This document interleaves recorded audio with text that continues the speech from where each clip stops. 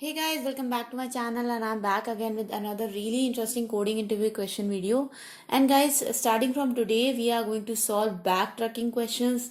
These are the top interview questions asked in companies like Amazon, Google, Facebook, Microsoft and many other ones. And today we are going to solve it right here in this video. Guys, you know I do a lot of programming and coding related content, and if you like my content and you want to learn coding with me, then please do subscribe to my channel, hit the bell icon for future notifications. And guys, I also request you all to please give this video a big thumbs up and share it with your friends as well. Apart from that, if you have any questions, comments, suggestions, feedback for me, please put them in the comment section below. I would definitely address them as soon as possible. Now without delaying this video any further, let's get started. So first of all, the problem statement is called as letter combinations of a phone number. Basically, guys, we all know that there used to be mobile phones back in the day, which used to have numbers from 1 to 0, and every number was assigned some letters to type a text. So for example, 2 is having A, B, and C, 3 is having D, E, and F, and what we are going to be given are two digits, not two digits. We are going to be given us a string of digits. So for example, we are given 2, 3, and what we have to do is we are going to create all possible letter combinations that the number could represent. Okay, so basically, so what we have is digits 2 and 3. So we will take the digits 2 and 3 and we have to return all possible number combinations of ABC with DEF. So for example, there are three numbers here and three numbers here, so obviously 3 into 3 is 9. So basically we have to return an output of 9 strings as part of this particular input, and if our digit string is empty, basically you have to return an empty string. And if your digit string is having only one number, then you have to basically just return all the characters which are assigned to that number. Okay, the constraints are that the length of the digits are from 0 to 4. Okay, so we can maximum have 4 digits.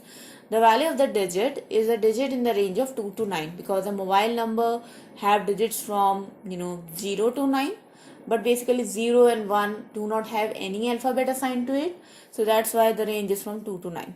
Okay, so guys, let's get started with the solution. The first thing which we are going to do is we are going to declare an output. So let me create a linked list which will be of string type, and output equals to new linked list, and this will be our output. Now if the digits dot length, if this string is having no letter, so if it is an empty string, then we simply have to return the output. Okay, so I'll just simply return the output here. But if the digits dot length is greater than 0, then we have to start with something else. So first of all, you have to create a character map here. So I will create a char map equals to new string, and basically I will just initialize. So obviously the 0th value is going to be an empty string, and then for 2 it's ABC, and then DEF and GHI and JKL and MNO and PQRS, TUV and WXYZ. So that becomes our character map, guys. So basically the index 0 is kind of the value for 1 and 0. So yeah, so for both 0 and 1 the value is an empty string. For the digits from 2 to 9 we have some alphabets assigned to them. Now initially my output of the string will have an empty string, and then we will continue to append characters to this empty string, and then we append the entire string into it. So for integer I equals to 0 to I less than the length of the digits, so digits dot length I plus plus, okay, length is a function, so digits dot length I plus plus. First of all, we have to find out the character in the output. Okay, and we have to keep on polling out the character until the length is equals to I. So while output dot peak dot length is equals to I. So what does that mean, guys? That we have to find out the string which is stored inside the output map. So for example, initially my output map will be having let's suppose only an empty string. Okay, so until the length of this string is equals to 0, we will keep on appending characters to it.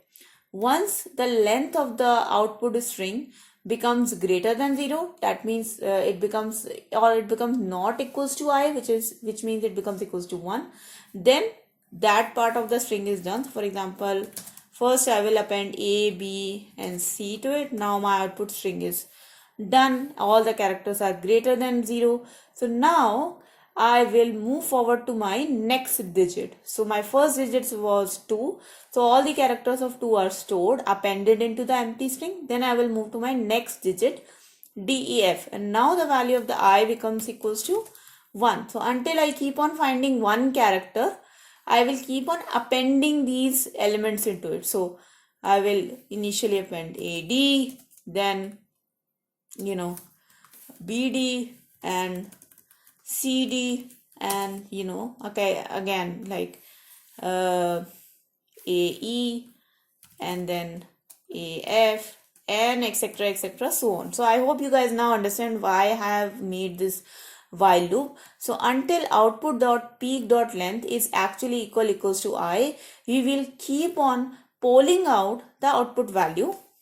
So we'll keep on polling out the output value. My element will be output dot poll. That means we took it out from our linked list, and now we have to append characters to it. Okay, so how can we append character? We have to find out all the characters from the char map. So char array equals to char map digits and also the ith digit. Okay, digits dot char at I. Obviously you have to subtract 0 from it, and then 2 char array.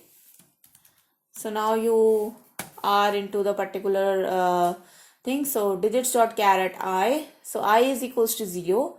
And for example, if my input for the first time is 2, 3, so my ith value is 0, and the 0th character of my digit is 2. So I will subtract 0 from 2. Okay, so once I subtract 0 from 2, I will get the integer value of 2. So now I will reach this ABC, and I will convert it into a 2 char array. So basically this CH array will contains value like A, B and C. Now you have your char array done with you. So now we start appending the values of this char array to this element, the element which we polled out of the output. So for integer I equals to 0 to I less than ch array dot length I plus plus, simply append or add the value element plus ch array, that means the character of that digit. So ch array I. Oh, sorry. So we have already used I in the outer loop. We have to use a different pointer. So I'll use J here. J. So now I have appended the empty string with A, B and C. Now I have added here, A, B and C, and then similarly when we'll go up, we will add D, E, F to all our input values and then append them, and it will continue to do so. And finally, in the end, when we will return the output, we will have all the possible combinations of the digits which are mentioned in this string. So let's run this code, guys, and let's see if this actually works or not. And you can see, guys, that my answer matches the expected answer. The order does not matter here. That is already written in the question above. So we can just go ahead and submit this code.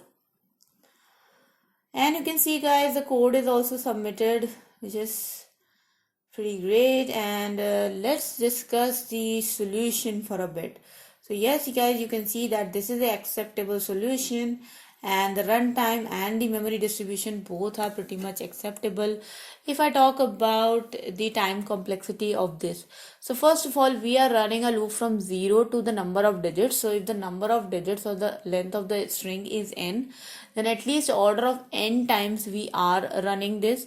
And then we are running a while loop in which we are pulling out all the character value of each and every digit which are stored inside again, and then we are pulling it out and we are again doing it. So that comes out to be order of n square. And apart from the character array, so if we talk about the for loop which was inside, so let me just open the solution and then go into the detail. If I talk about the for loop which was inside, so always you will see that the length of the character array is 3. Okay, so this for loop array will always run 3 times maximum. Not maximum, it will always run 3 times, because for each and every digit the number of characters are 3 or so maximum 4. Okay, so if we take that this for loop is kind of a constant value, still this whole two loops take order of n square. So that becomes the time complexity for this particular question. But that was a time complexity, and it is acceptable for this. That's a backtracking solution, which is pretty much acceptable at all. Which is pretty much acceptable also.